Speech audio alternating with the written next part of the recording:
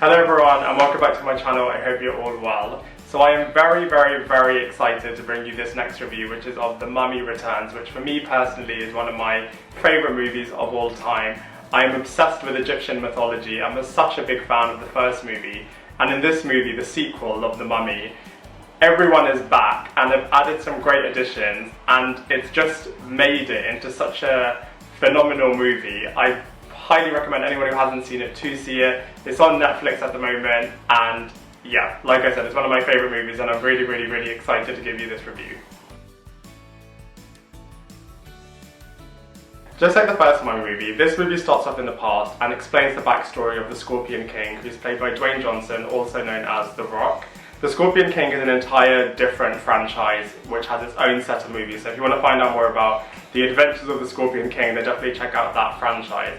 In terms of The Mummy Returns, the backstory that they set up in this movie explains how the Scorpion King was trying to take over the world, and one day his army is losing, and not willing to give in to defeat, the Scorpion King agrees with the god of Anubis to use Anubis' army to defeat this other army that his men were losing to. But the requirement, I suppose, is that the Scorpion King has to sell his soul to Anubis. So after the Scorpion King uses Anubis' army to defeat this other army that he lost his men to, once he's defeated them, then Anubis claims his soul and mummifies him, and that's kind of setting the scene for The Mummy Returns. The movie then goes to present day, which is set 8 years after the first Mummy movie, and Rick and Evelyn now have a son called Alex, who adds a brand new dynamic to their relationship, and they're toying with the idea of retirement as they've gone on loads of adventures and explored Egypt and looked at all these mummies, and now they're looking at, kind of having a quieter life. At the same time as that, back in Egypt, there's a new cult that are looking to resurrect Imhotep, which is the main baddie from the first Mummy movie. And the reason they want to resurrect him is they want to use him to defeat the Scorpion King, and the person who defeats the Scorpion King will then get Anubis' army, and they can take over the world. Everyone wants to just take over the world, basically. So that's kind of what's happening with the Egyptian cult. And in order to find the Scorpion King, you need to have the bracelet of Anubis. So incidentally, the bracelet of Anubis was found by Rick and Evelyn on one of their adventures. And unbeknown to everyone, Alex actually put on the bracelet. So Rick and Evelyn's son put on this bracelet. So the evil team basically capture Alex so that they can use him to kind of find where the Scorpion King is located so that Imhotep can defeat him. At the same time as that, Imhotep is getting resurrected and trying to become a bit more like his more human self, and in order to do that he has to suck the souls of humans.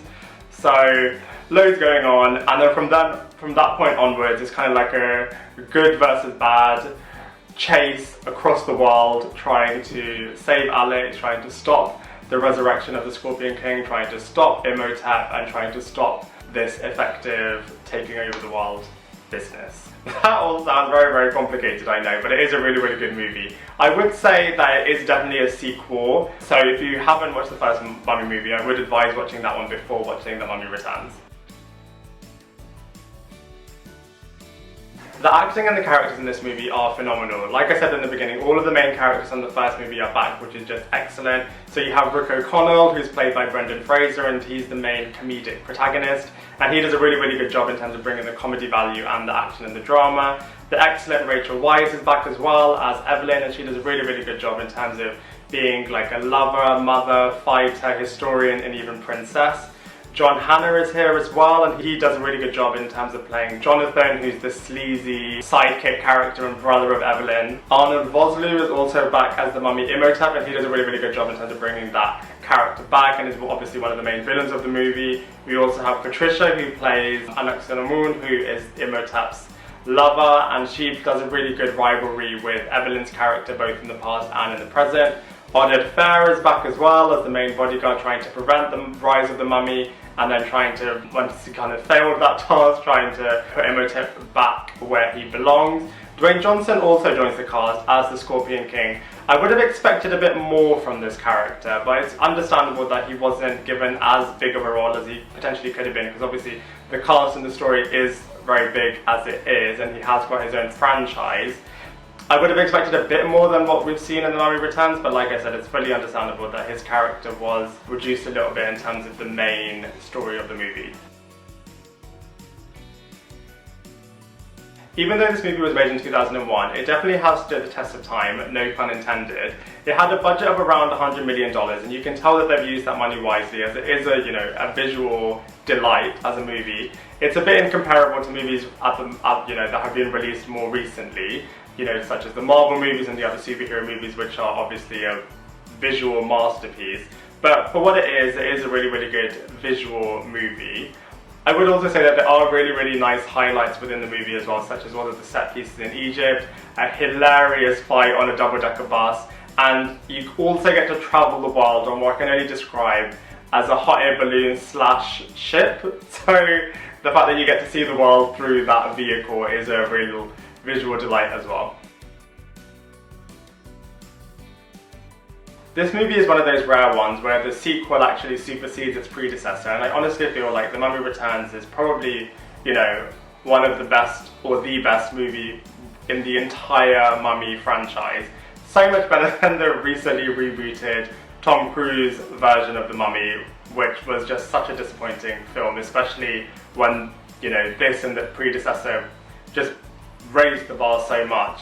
It's a real shame as well that Rachel Weisz didn't reprise her character in the third Mummy movie, because I really feel like she could have elevated that movie to become a lot better than it ended up being. But that said, this movie is definitely so much better than what else is out there at the moment.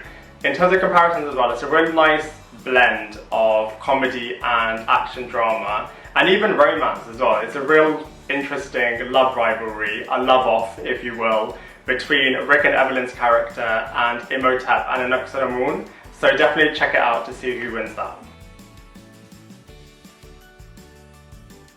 Overall, I'm sure you can tell, I absolutely love this movie. It's honestly pure joy from start to finish.